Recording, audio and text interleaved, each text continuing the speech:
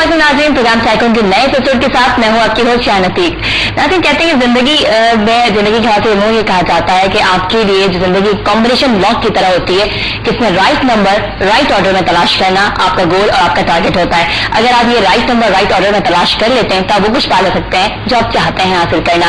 आज के programme sycon में भी हम अपने गेस्ट से जानेंगे कि उन्होंने राइट नंबर राइट ऑर्डर में कब और कैसे तलाश किया, और उनकी जिंदगी के बारे में जानेंगे, उनकी प्रोफेशनल लाइफ के बारे में जानेंगे। आज मेरे साथ एडवर्टाइजिंग दुनिया के हवाले से एक बड़ा नाम मौजूद है, मेरे साथ उनसे बातचीत करेंगे। नुमान नबी साहब, ब्रांड पार्टनरशिप का नाम आपने सुना होगा, उनको वेलकम करते हैं अपने प्रोग्राम में, उनसे बातचीत का सिलसिला शुरू करते हैं। अस्सलाम वालेकुम। वालेकुम सलाम। नुमान साहब, एडवर्टाइजिंग की बात की जाए तो कहते हैं कि विजन के हवाले से सबसे पहले बात करते हैं कि विजन आपका क्लियर होता है, बहुत अच्छा विजन होगा तो आप फिर उसको सही फॉर्म में आप एग्जीक्यूट कर सकते हैं। लेकिन एग्जीक्यूशन कहते हैं कि बहुत ज्यादा मायने रखता है रादर देन विजन के। तो आप किस तरह से, आपका अपना विजन कैसा है और एग्जीक्यूट करने में आप कितने परफेक्ट हैं, तभी आप इस मीडिया में इस ब्रांड पार्टनरशिप के हवाले से नाम देखा जाए या एडवर्टाइजिंग के नाम से हवाले से नाम देखा जाए तो आपका जो नाम है बना है, सिंबल है, तो इसमें क्या खासियत आपकी रही है विजन के हवाले से और एग्जीक्यूशन के हवाले से? देखिए, विजन जो है ना वो क्लियर होना इसलिए जरूरी है कि अगर वो ना हो तो फोकस नहीं होता है, और अगर फोकस नहीं होता है तो फिर आपको ये पता ही नहीं चलता कि आप किधर जा रहे हैं। मतलब अगर आप ऐनक लगाते हैं और मैं आपकी ऐनक उतार दूं तो आपका विजन तो शायद क्लियर होगा लेकिन फोकस क्लियर नहीं होगा। विजन भी उस तरह से क्लियर नहीं होगा, नजर आपको साफ नहीं आएगा। एग्जीक्यूशन के मामले में पाकिस्तान में जनरली लोग कॉम्प्रोमाइज कर लेते हैं। मेरे साथ एक प्रॉब्लम ये है कि मैं जब करियर शुरू किया था तो जो सबसे पहले मेरे एक जनरल मैनेजर थे उन्होंने मुझसे ये कहा कि तुम्हारा जो सबसे बड़ा अलमिया है वो ये है कि तुम एक परफेक्शनिस्ट हो और तुम्हें हमेशा प्रॉब्लम रहेगी क्योंकि तुम स्टैंडर्ड सेट करते रहोगे और उन स्टैंडर्ड्स को इम्प्रूव करने में लगे रहोगे, तो तुम्हारे लिए वो हमेशा एक मसला रहेगा और तुम्हारे साथ काम करने वालों के लिए भी एक प्रॉब्लम रहेगी। और लोग आपको फॉलो करते रहेंगे, लोग फॉलो माशाल्लाह करते हैं। स्टैंडर्ड सेट करना और उनको इम्प्रूव करना ही तो आगे बढ़ने का नाम है। अगर आपने अपने लिए कोई बेंचमार्क्स ही नहीं बनाए, कोई स्टैंडर्ड्स नहीं सेट किए हैं तो आप क्या करेंगे? मतलब रोजाना एक चीज तो नहीं कर सकते। और अगर आपके स्टैंडर्ड्स ऊपर जाएंगे तो उससे आपके साथ वाले भी खींच के ऊपर आते हैं और फिर इसी से ऑब्जेक्टिव्स क्लियर होते हैं और एग्जीक्यूशन पे कभी कभी कॉम्प्रोमाइज करना पड़ता है क्योंकि बहुत सारे फैक्टर्स हैं जो एग्जीक्यूशन को इन्फ्लुएंस करते हैं। हालात होते हैं, एनवायरनमेंट होता है, आपकी रिसोर्सेज होती हैं। तो मैं ये समझता हूँ कि गो एग्जीक्यूशन एक इम्पॉर्टेंट चीज है, लेकिन एग्जीक्यूशन आप जितनी दफा भी वो चीज एग्जीक्यूट कर लें, अगली दफा जब आप उसको देखेंगे तो आपको यही ख्याल आएगा कि मैं इसको इससे बेहतर कर सकता हूँ। तो मैं समझता हूँ कि विजन और फोकस की क्लैरिटी ये भी एक पॉजिटिव बात हुई कि अगर आप अपने ही प्रोजेक्ट को देख रहे हैं, अगली बार आप सोच रहे हैं इसको और बेहतर कर सकते थे, यानी कि आपके अंदर ये चीज है कि आप हमेशा बेहतरी की गुंजाइश रखते हैं अपने अंदर, कि ये नहीं हो एक बार काम अच्छा बेहतर कर लिया तो उसी एक दफा कर लिया कि हमने बहुत कमाल किया। क्योंकि आपने खुद कहा कि काम बेहतर कर लिया, आपने ये नहीं कहा कि काम बेहतरीन कर लिया। अगर बेहतरीन कहा जाए तो फिर ये हो कि अब क्या करें, लेकिन जब आपने बेहतर कहा तो इसका मतलब ये है कि बेहतर से बेहतरीन किया जा सकता है। और ज़ाहिर है आप सीखते हैं, हर दफा जब कोई चीज करते हैं तो आप उससे सीखते हैं और उन हालात में आप सबसे बेहतर कर लें।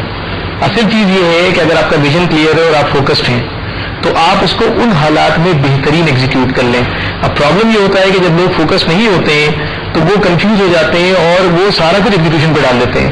मैं समझता हूँ एग्जीक्यूशन तो एक जरिया है उस विजन को इम्प्लीमेंट करने का, और एग्जीक्यूशन तो विजन आपका काफी ब्राइट होता है, आप सोचते हैं कुछ है लेकिन उसे एग्जीक्यूट नहीं कर पाते तो बहुत ज्यादा वो डिफरेंस आ जाता है। नहीं, बात ये है कि अगर आप फोकस्ड हैं तो एग्जीक्यूशन होगा।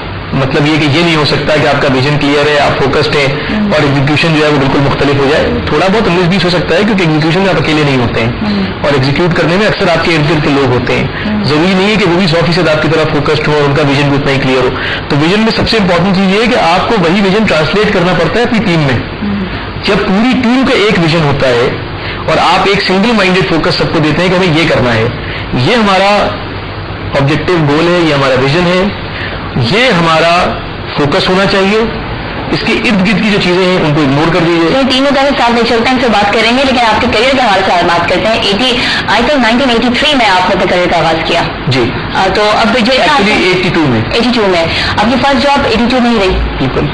अच्छा, अब आप कहा आपके बारे में जो आपसे पहले डिस्कशन रही, मेडिकल के स्टूडेंट थे, फिर अचानक से फिर आपका रुख बदला, अपने मिजाज बदला, क्या वजह थी जो फिर आप एडवर्टाइजिंग की दुनिया में आ गए? अल्लाह ने बेहतर किया, मैं बहुत बड़ा डॉक्टर होता, बहुत बड़े डॉक्टर, बहुत बड़ा डॉक्टर होता।